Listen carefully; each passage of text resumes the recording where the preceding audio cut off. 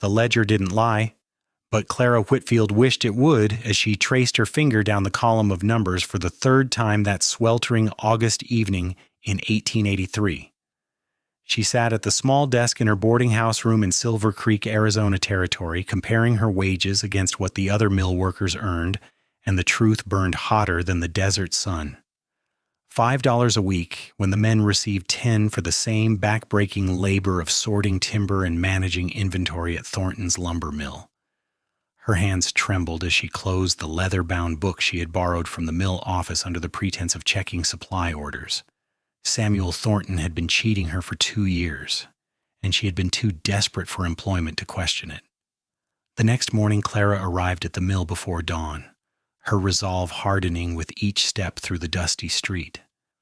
The massive water wheel groaned as it turned, powering the saw blades that screamed through ponderosa pine. She found Thornton in his office, a portly man with silver whiskers and cold eyes that never quite met hers when he spoke. "Mr. Thornton, I need to discuss my wages," Clara said, standing straight despite her racing heart. He barely glanced up from his paperwork. "Your wages are fair for a woman's work." "I do the same work as the men. I should receive the same pay?" Thornton's face reddened. "The men have families to support. You have only yourself. $5 is more than generous." "I have seen the books. You pay the men $10 for identical duties." His chair scraped against the wooden floor as he stood abruptly. "You have been snooping where you have no business. Perhaps you are not suited for this position after all, Miss Whitfield. I suggest you collect your things and vacate the premises by noon." Clara's world tilted.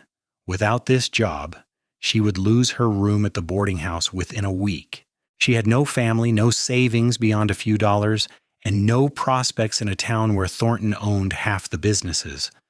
Pride warred with panic as she walked out of his office, past the other workers who averted their eyes, and into the blinding Arizona morning. She sat on a bench outside the general store, trying to formulate a plan through the fog of shock and anger. The street bustled with morning activity. Wagons rattled past, shopkeepers swept their storefronts, and the smell of fresh bread wafted from the bakery across the way. Clara pressed her hands to her face, refusing to cry in public. "Pardon me, miss, but you look like you could use some water." She looked up to find a man standing before her, holding out a canteen. He was tall and lean, with sun-bronzed skin and dark hair that curled slightly at his collar. His eyes were the warm brown of saddle leather, filled with genuine concern. He wore typical cowboy attire, dusty from travel, with a well-worn hat pushed back on his head. "Thank you," Clara said, accepting the canteen and taking a small sip. "That is kind of you." "Jack Morrison," he said, tipping his hat. "I just rode in from my cattle ranch about 20 miles north. Came to town on business. Are you all right?" Something about his straightforward manner and kind eyes loosened the knot in her chest.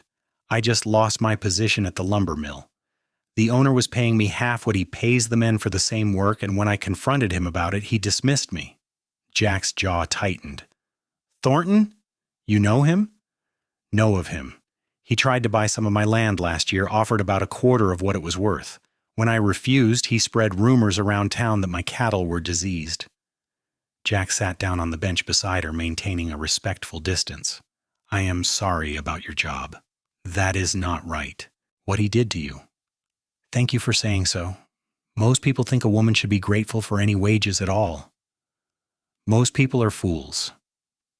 He smiled then, and it transformed his serious face into something warmer. "What kind of work did you do at the mill?" Clara explained her duties, managing inventory, coordinating with suppliers, handling the books, and overseeing quality control. As she spoke, she noticed Jack listening intently, nodding occasionally, his expression thoughtful. "You basically ran the administrative side of his operation," Jack said when she finished. "I suppose I did, though he would never have acknowledged it." Jack was quiet for a moment, watching a wagon loaded with lumber rumble past. "I have been looking to diversify my holdings. Ranching is good, but it is vulnerable to drought and disease. I have been thinking about buying a business in town, something stable. What if I bought the mill?" Clara laughed, a bitter sound. Thornton would never sell. That mill has been in his family for 15 years. Everything has a price, Miss Whitfield, Clara Whitfield. Miss Whitfield, and everyone has their price. May I ask you something presumptuous? She nodded, curious despite herself. If I did manage to buy that mill, would you consider coming back to work there? As a full partner. Equal ownership, equal say in all decisions, equal share of the profits. Clara stared at him, certain she had misheard. You do not even know me. Why would you make such an offer? I know you are honest enough to confront a cheat even when it costs you everything. I know you understand the lumber business. And I know I need a partner who actually knows how to run a mill, because I surely do not. He met her eyes directly. I also know what it is like to be underestimated. I grew up poor, worked cattle drives for 10 years before I saved enough to buy my ranch. People looked at me like I was nothing. I do not forget that feeling. His sincerity reached something deep inside her. Mr. Morrison, I appreciate your kindness, but Thornton will never sell to you, especially not now. Let me worry about that. Jack stood, adjusting his hat. Where are you staying? I will send word when I have news. The Copper Bell boarding house, room 7, but please do not feel obligated. Obligation has nothing to do with it, Miss Whitfield. This is good business sense. He tipped his hat again and strode off down the street with the easy confidence of a man accustomed to hard work and long distances. Clara returned to her room, packed her few belongings, and prepared for the inevitable. Mrs. Henderson, the boarding house proprietor, would expect payment by week's end. Without it, Clara would be sleeping in the church charity house or perhaps the livery stable. She had $3.60 to her name. 2 days passed with no word from Jack Morrison. Clara spent the time searching fruitlessly for work, but word of her confrontation with Thornton had spread. No one wanted to hire a troublemaker, especially a woman who did not know her place. She scrubbed floors at the hotel for 2 bits, mended clothes for a few cents, and tried not to think about the future. On the 3rd day, a knock came at her door. Jack Morrison stood in the hallway, his face split with a triumphant grin. He sold, Jack said without preamble. Took some convincing and more money than that place is worth, but he sold. Thornton's lumber mill is now Morrison and Whitfield Mill, if you will still have me as a partner. Clara's legs went weak. She grasped the doorframe for support. How did you manage it? May I come in? This is not a conversation for the hallway. She stepped back, suddenly aware of how small and shabby her room was. Jack removed his hat and stood near the door, clearly trying not to crowd the tiny space. I made him an offer he literally could not refuse, Jack explained. Turns out Thornton has been borrowing money from various creditors all over the territory. He is drowning in debt. I bought up most of those debts over the past 2 days, then went to him with a choice. Sell me the mill for a fair price, or I call in all his loans at once and he loses everything, including his house he sold. That must have cost you a fortune. It cost me most of my savings, and I took out a mortgage on part of my ranch, but the mill is profitable. With proper management, we can pay everything back within a few years and still turn a good profit. He pulled a folded document from his jacket. I had a lawyer draw this up. 50-50 partnership, all decisions made jointly, all profits split evenly. You would manage the daily operation since you know the business. I would handle the financial side and sourcing new contracts. What do you say? Clara took the document with shaking hands. The legal language was dense, but the terms were exactly as he had stated. Equal partners in every way. She looked up at Jack. This stranger who had upended his life and risked his ranch for a woman he had met 3 days ago. Why are you really doing this? She asked quietly. Jack met her gaze steadily. Because it is the right thing to do. Because I meant what I said about good business, and because... He paused, seeming to choose his words carefully. Because when I saw you sitting on that bench looking lost and angry and determined all at once, something in my chest got tight. I wanted to help you. Maybe that is foolish, but there it is. Heat flooded Clara's cheeks. That is not foolish. That is kind. Kindness is rarer than gold in this world. So you will sign? Yes.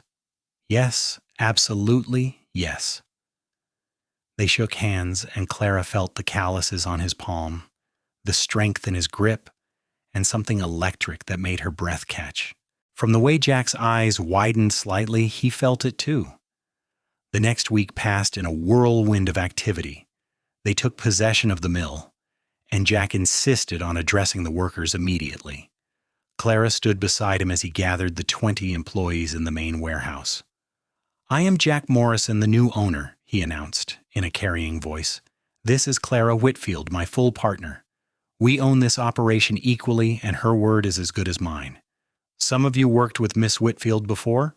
You know she is competent and fair. Some of you may have questions about a woman in leadership. I will answer those questions once. She has earned her place here through knowledge and hard work. Anyone who cannot respect that can collect their pay and leave now. Anyone who stays will be paid fairly and treated fairly, regardless of gender. Those are the terms." The workers exchanged glances. One older man stepped forward. "Does this mean the wages will improve? Thornton kept promising but never delivered." "We will review all wages and make adjustments where warranted," Clara said, finding her voice. "We want this mill to succeed, and that means taking care of the people who do the actual work." Another man spoke up. "What about the safety issues? The saw guard is broken and Thornton refused to fix it." Jack looked at Clara, who nodded. "We will address all safety concerns immediately," she said. "Make a list of everything that needs repair or replacement. We will prioritize based on what poses the greatest danger." The tension in the room eased. Several workers smiled. One even applauded, and others joined in. Clara felt tears prick her eyes but blinked them back. This was real. This was happening. Over the following weeks, Clara and Jack fell into a partnership that felt almost telepathic in its ease. She arrived at dawn to oversee production and manage the workers. He came in mid-morning after checking on his ranch, reviewing accounts and meeting with potential buyers. They ate lunch together most days, sitting in the small office and discussing business over sandwiches from the general store. During these lunches, Clara learned about Jack's life. He had been born in Texas, the youngest of 5 children. His father died when he was 12, and Jack went to work on cattle drives to help support his mother and siblings. He spent years moving herds from Texas to Kansas, saving every penny. At 25, he bought a small piece of land in Arizona Territory and slowly built his ranch through sheer determination. Now at 32, he owned 2,000 acres and several hundred head of cattle. "What about you?" Jack asked one afternoon, his eyes warm with genuine interest. "How did you end up in Silver Creek?" Clara set down her coffee cup. "I grew up in Missouri. My father was a school teacher, my mother a seamstress. They both died of influenza when I was 19. I had no other family, so I headed west looking for opportunities. I worked in Denver for a while, then Santa Fe, then here. I've been at the mill for 2 years, or I was until recently." "No suitors along the way?" She laughed. "A few. But they always wanted me to give up work and stay home. I tried it once, got engaged to a shopkeeper in Denver. 2 weeks before the wedding, he told me he expected me to stop reading books because it was unseemly for a wife to be more educated than her husband. I called off the engagement." "His loss," Jack said softly. Their eyes met across the small desk, and Clara's heart began to pound. The air between them felt charged, heavy with unspoken possibility. Jack leaned forward slightly, and she found herself doing the same, drawn by some invisible force. A knock at the door shattered the moment. One of the workers needed Clara to inspect a shipment. She rose, flustered, and hurried out. But the feeling lingered all day, a warmth in her chest that had nothing to do with the Arizona heat. The mill prospered under their joint leadership. They renegotiated contracts, secured better prices for their lumber, and improved working conditions. Word spread that Morrison and Whitfield treated their employees fairly, and they had no trouble attracting skilled workers when they needed to expand. Within 3 months, profits increased by 40%, but it was not all smooth. One evening, as Clara locked up the office, 3 men approached her in the darkening street. She recognized them as Thornton's cronies, men who drank with him at the saloon and shared his views about women's proper place. Well, if it isn't the little lady who thinks she can run a man's business, the largest one sneered. His breath reeked of whiskey. Clara kept walking, her hand moving to the small knife she now carried in her pocket. Good evening, gentlemen. Excuse me. One grabbed her arm. We are talking to you. Thornton lost everything because of you and that cowboy. You should be ashamed. Let go of me. Clara's voice was steady despite her racing heart. Or what? You going to cry to your partner? She does not need to. Jack's voice cut through the twilight. He stood 10 feet away, his hand resting on the pistol at his hip. His face was calm, but his eyes were hard as flint. Step away from her, now. The men released Clara and turned to face Jack. This does not concern you, Morrison. Everything concerning Miss Whitfield concerns me. We are partners. You touch her, you answer to me. The largest man spat on the ground. Big talk. Not talk, promise. Now walk away while you still can. Something in Jack's tone convinced them. They retreated, muttering threats and curses. Jack crossed to Clara immediately, his hands gentle on her shoulders. Are you hurt? No. Thank you for intervening. Did they threaten you before tonight? Small things. Dirty looks, muttered comments. Nothing I could not handle. Jack's jaw clenched. This has to stop. I am going to have a conversation with Thornton. Jack, it will only make things worse. It will make things clear. There are rules, even here. He does not get to harass you because he is bitter. The next day, Jack confronted Thornton at the saloon. Clara did not witness it, but several people told her about it afterward.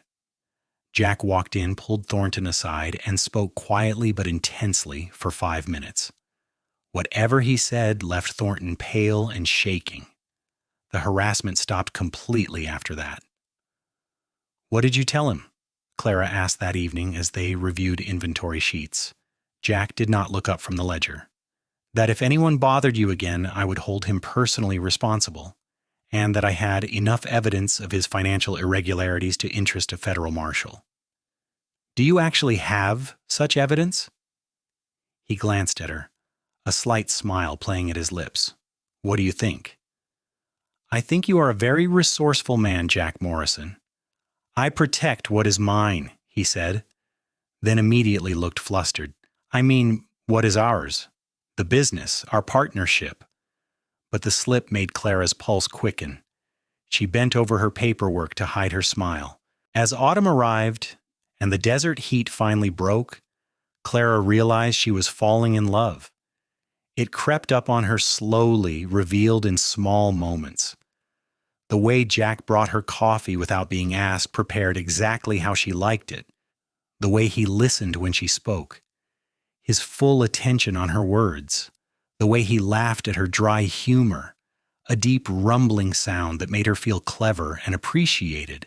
The way he looked at her sometimes when he thought she was not paying attention. His expression soft and yearning.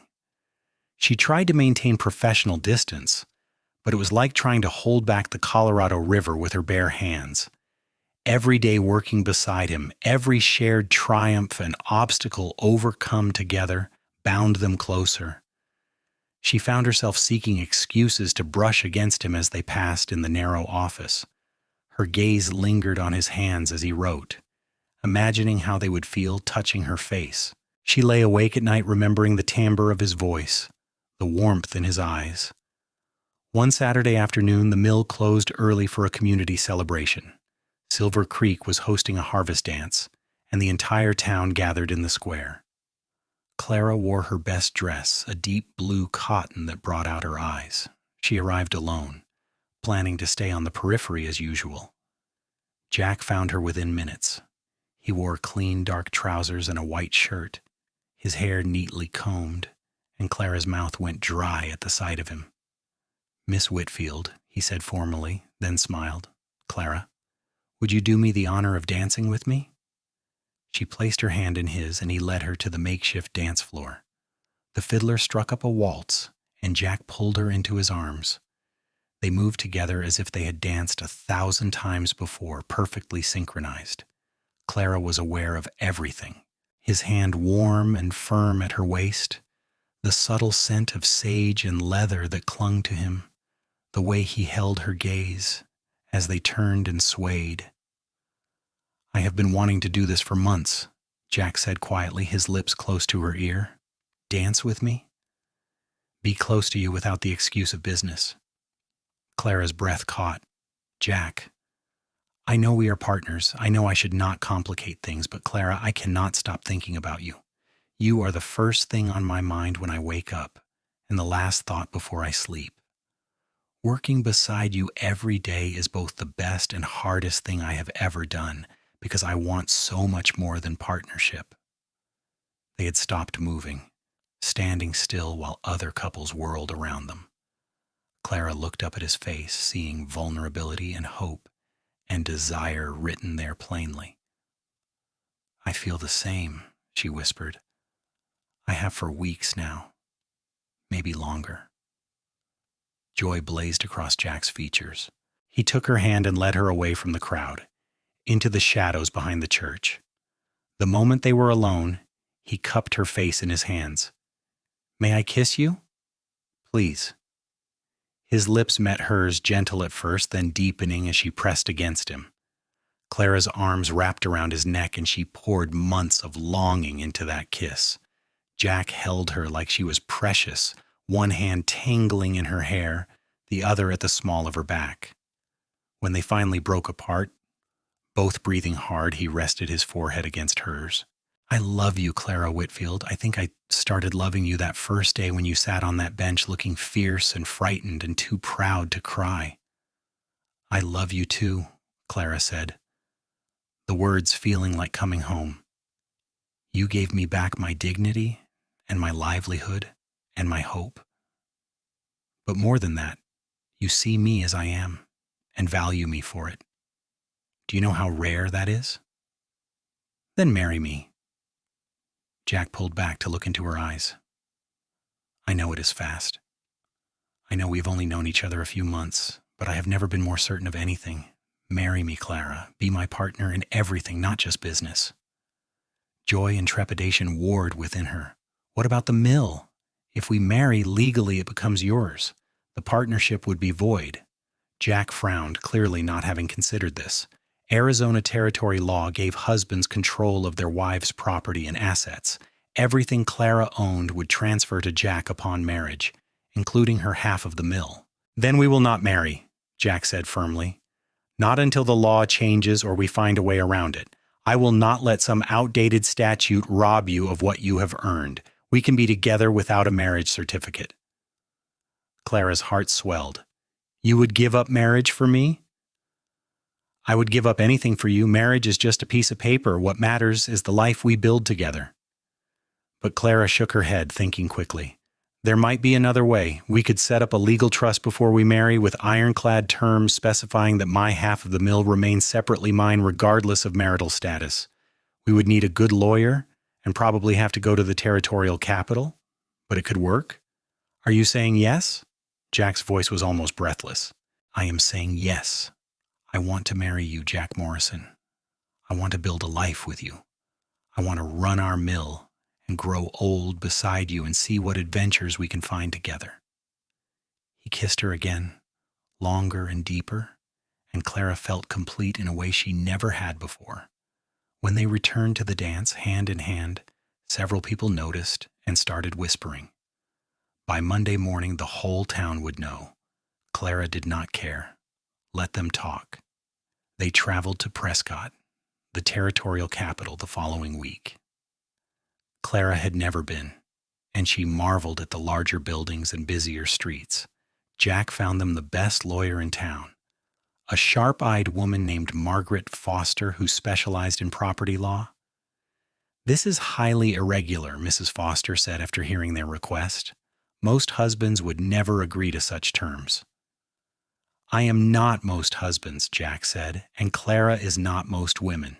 Can you draft something legally binding?" Mrs. Foster studied them both, then smiled. "I believe I can. It will take a few days and cost a fair amount, but yes, I can create a trust that protects Miss Whitfield's assets separate from marital property. The courts may challenge it eventually, but the language will be airtight enough to stand. They spent 3 days in Prescott while Mrs. Foster prepared the documents. They stayed in separate rooms at the hotel, maintaining propriety, but spent every possible moment together. They walked along Granite Creek, shared meals at the nicest restaurant, and talked for hours about their dreams and plans. "I want to expand the mill eventually," Clara said, as they sat on a bench watching the sunset paint the sky orange and purple. "Maybe open a second location. There's so much demand for good lumber as the territory grows." "I want to breed better cattle," Jack shared. "I've been reading about new techniques from Europe. We could create stronger, healthier herds." "We could build a real house," Clara added. "Not a big mansion, but something comfortable, with a library full of books and a wide porch for sitting in the evenings. And a garden for you. I have seen how you look at flowers," she laughed. "I never had time for a garden before. That would be lovely." "What about children?" Jack asked carefully. "Is that something you want?"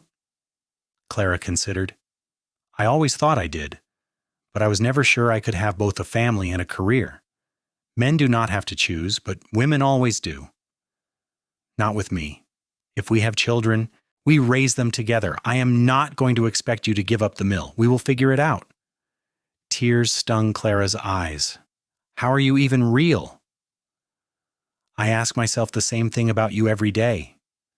When the trust documents were complete, they married in a simple ceremony at the Prescott courthouse. Mrs. Foster and her clerks served as witnesses. Clara wore a new dress in pale green, and Jack bought a proper suit that made him look devastatingly handsome. The judge performed a brief ceremony. They exchanged simple gold bands, and suddenly Clara was Mrs. Morrison. They returned to Silver Creek as husband and wife. The legal trust safely filed and recorded. The mill workers threw them a surprise party, decorating the warehouse with ribbons and wildflowers. Even some of the townspeople who had been skeptical came to offer congratulations and gifts. Clara stood beside Jack, greeting guests and accepting well wishes, feeling blessed beyond measure. That night in Jack's small ranch house, which was now her home too, they consummated their marriage. Jack was gentle and passionate, taking his time to learn what pleased her. Clara had been nervous, her experience limited, but Jack made her feel safe and cherished. They made love by lamplight, and afterward lay tangled together, speaking in quiet voices about nothing and everything. "I never imagined I could be this happy," Clara murmured against his chest. Jack kissed the top of her head. "Neither did I. I thought I would just work myself to death on the ranch alone. You changed everything." We changed everything. Together. The first year of marriage brought challenges and joys in equal measure. Running the mill while managing the ranch kept them both working long hours. They hired a foreman for the ranch so Jack could spend more time at the mill, but he still rode out several times a week to check on things. Clara threw herself into expanding their contracts, successfully securing a major deal to supply lumber for the new courthouse being built in Tucson. Their marriage deepened as they learned to navigate disagreements and compromise. Jack tended to make impulsive decisions while Clara preferred careful planning. She was meticulous about records while he sometimes let paperwork pile up. But they balanced each other, his boldness pushing her to take chances, her caution keeping him from overextending. They also learned each other's bodies and hearts more thoroughly. Clara discovered that Jack loved having his back scratched and that he was ticklish behind his knees. Jack learned that Clara had nightmares sometimes about being poor and homeless again, and he held her through them, whispering reassurances until she calmed. They made love frequently, sometimes with urgent passion, sometimes with slow tenderness, always leaving Clara amazed that physical intimacy could be so fulfilling. In their second year of marriage, Clara realized she was pregnant. She told Jack one evening after supper, nervous about his reaction. They had not specifically planned for children yet, both focused on building their businesses. Jack stared at her for a long moment, then let out a whoop of joy that probably carried across the entire ranch. He picked her up and spun her around, laughing, then immediately set her down looking panicked. "Sorry, I should not have done that. Are you all right? Should you be sitting down? What do you need?" Clara laughed at his instant transformation into a worried mother hen. I am pregnant, not made of glass. But yes, I am fine. Are you happy about this? Happy? Clara, I am over the moon. We are going to have a baby, our baby. He placed his hand reverently on her still flat stomach. When? Late spring, the doctor thinks. Around May. They spent the evening making plans. Clara would work at the mill as long as she felt able, then transition to handling administrative tasks from home. They would hire additional help to cover her absence. Jack started planning additions to the ranch house immediately, sketching ideas for a nursery. The pregnancy progressed smoothly. Clara dealt with morning sickness in her first trimester but felt well otherwise. She continued managing the mill through her 6th month, finally staying home when climbing ladders and lifting heavy ledgers became too difficult. Jack was attentive to the point of being comically overprotective, trying to prevent her from doing anything strenuous. I am pregnant, not dying, Clara said in exasperation one afternoon when he tried to stop her from sweeping the porch. I know, but what if you strain yourself? Jack Morrison, I love you dearly, but if you do not let me sweep my own porch, I am going to use this broom on you. He backed off, hands raised in surrender, but she caught him watching anxiously from the window. In May of 1885, after 12 hours of labor, Clara gave birth to a healthy baby boy. They named him Daniel James Morrison, after both their fathers. Jack cried when the midwife placed Daniel in his arms. This strong cowboy reduced to tears by the tiny life they had created. He is perfect, Jack whispered, looking down at their son with absolute wonder. Clara, look what we made. Exhausted but elated, Clara watched her husband cradle their child and felt her heart might burst from fullness. This life she had built with Jack, this family, these possibilities, all of it stemmed from that day she had sat on a bench having lost everything, and a kind stranger had offered her water and hope. The first months with Daniel were challenging. He was a colicky baby who cried often and slept little. Clara and Jack took turns walking him at night, exhausted but determined to share the burden. Jack changed diapers without complaint and learned to prepare bottles, never suggesting that childcare was solely Clara's responsibility. When Daniel was 3 months old, Clara returned to the mill part-time. Jack had arranged for his mother to come stay at the ranch and help with the baby. Margaret Morrison was a weathered, practical woman who fell instantly in love with her grandson and treated Clara like a beloved daughter. Together they managed the household and childcare, freeing Clara to resume her work. The mill continued to thrive. They opened a second yard in Tucson, just as Clara had dreamed. The additional location doubled their profits within a year. They paid off all of Jack's mortgages and debts, and money ceased to be a constant worry. They were not wealthy by any means, but they were comfortable and secure. When Daniel was 18 months old, Clara became pregnant again. This time she knew what to expect and felt more confident. Jack was still overprotective, but slightly less panicky. Their daughter was born in February of 1887, a quick labor that lasted only 6 hours. They named her Sarah Margaret Morrison, after both grandmothers. Sarah was an easier baby than Daniel, sleeping well and rarely fussing. Daniel, now 2 years old, was fascinated by his baby sister. He would sit beside her cradle for long periods, gently patting her tiny hand and singing nonsense songs. Clara would watch them and feel grateful beyond words. Life settled into a happy rhythm. Clara managed the mills with Jack's help. Both locations now profitable and growing.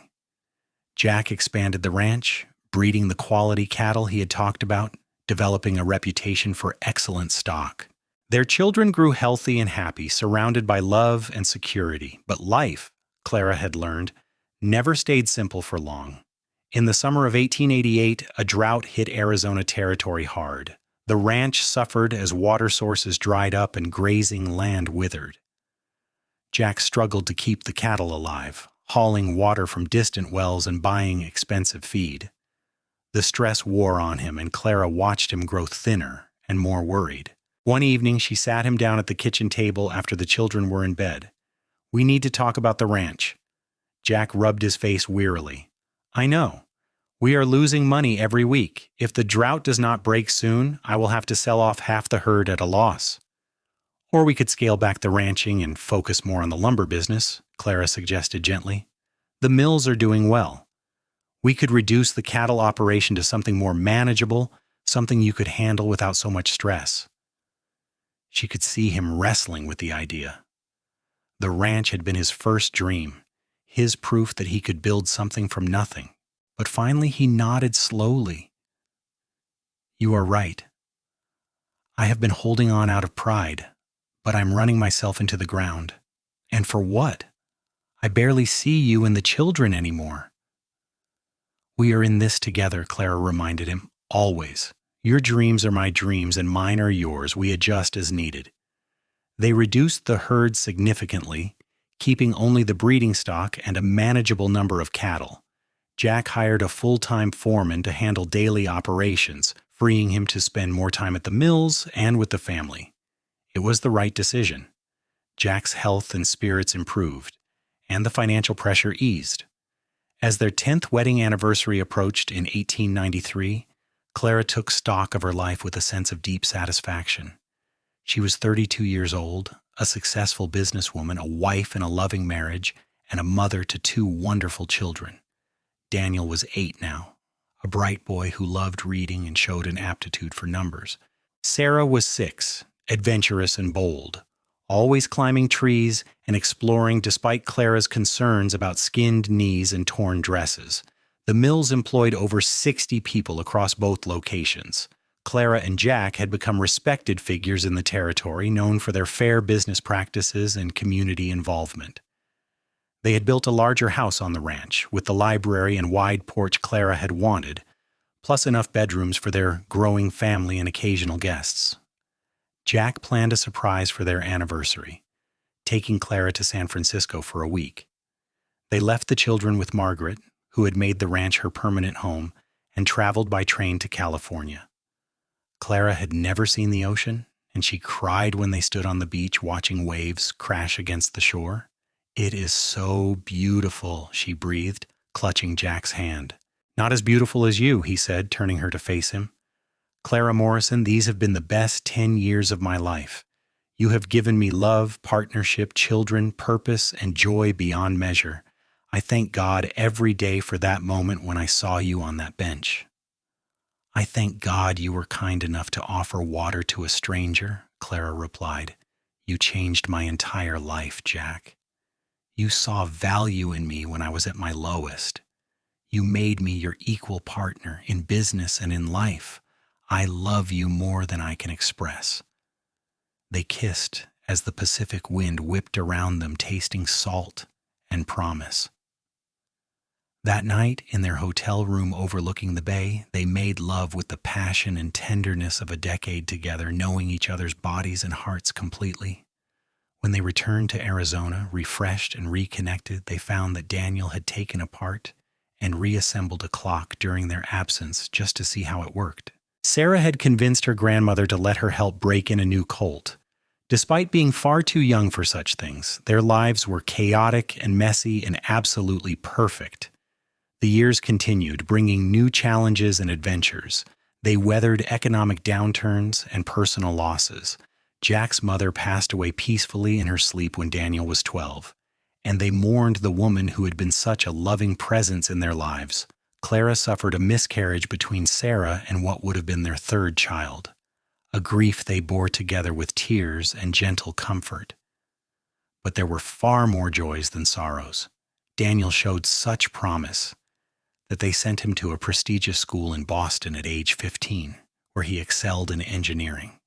Sarah grew into a fierce young woman who announced at age 13 that she intended to run the mills someday, a declaration that filled Clara with pride. They had a 3rd child, after all, a surprise pregnancy when Clara was 38, another boy they named Michael. He was a sweet-natured child who loved animals and spent his time following Jack around the ranch. As Clara entered her 40s, she looked back on the scared, angry woman she had been at 24 and barely recognized herself. That woman had been cheated and dismissed and left with nothing. This woman was a successful business owner, beloved wife, and devoted mother. She had helped build an empire from determination and grit, supported by a partner who truly valued her. One evening, when Clara was 45 and Jack 55, they sat on their porch watching the sunset. Daniel was grown now, running a successful engineering firm in Boston, but visiting regularly. Sarah was 23 and had indeed taken over much of the daily mill operations, showing even more aptitude than Clara had. Michael, at 7, was catching fireflies in the yard, his delighted laughter floating through the warm air. "Did you ever imagine it would turn out like this?" Jack asked, his arm around Clara's shoulders. "Never. I thought I would work until I was too old, then die poor and alone. You gave me everything I have." "We gave each other everything," Jack corrected gently. "I was just a lonely rancher before you. You brought color and meaning to my life." Clara leaned into him, comfortable and safe. "Do you ever regret buying that mill? It cost you so much." "Best investment I ever made. Worth every penny and more." He kissed her temple. "I love you, Clara. More now than even on our wedding day, if that is possible." "It is possible.